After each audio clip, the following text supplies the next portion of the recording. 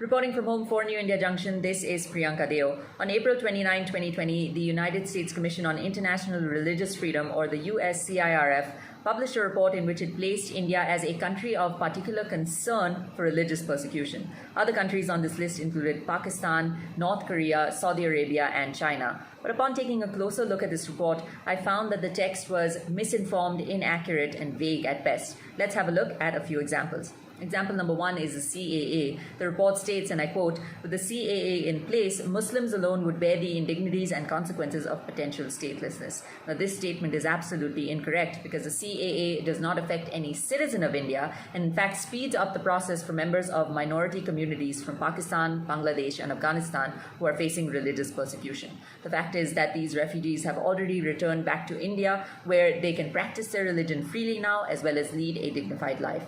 Example number 2 from the report, there's a subsection on the limitation of religious freedom in Jammu and Kashmir. Now, this section is vague at best, if not outright inaccurate, because if you read it, it says that India has arrested Kashmiri leaders, but upon a hard search, there's absolutely no proof or evidence that any such leader has been arrested. Example number 3 from the report states, and I quote, "In February 2020, 3 days of violence erupted in Delhi with mobs attacking Muslim neighborhoods."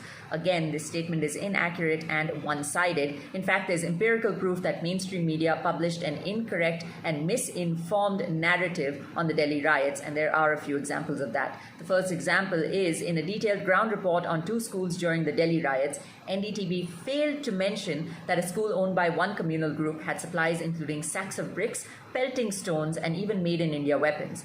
NDTV also did not report the death of Hindu Dinesh Kumar, and if you're doing a ground report on the attacks, isn't it common sense that you would include casualties in your reporting?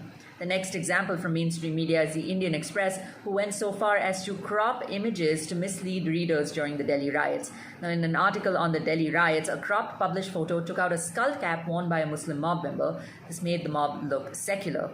In an article on the Delhi riots, the Wall Street Journal also quoted the brother of Ankit Sharma, who was an intelligence officer who was lynched and killed during the riots. The WSJ quoted Ankit's brother Ankur Sharma, saying that the mob that had lynched and dragged away Ankit was chanting Jai Shri Ram.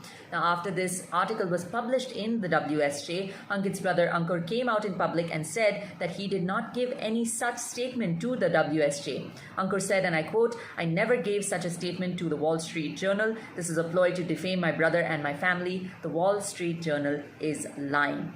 In fact, multiple platforms, including the Prasar Bharati news service, publicly stated on their social media platforms that this was an outright misquote by the WSJ.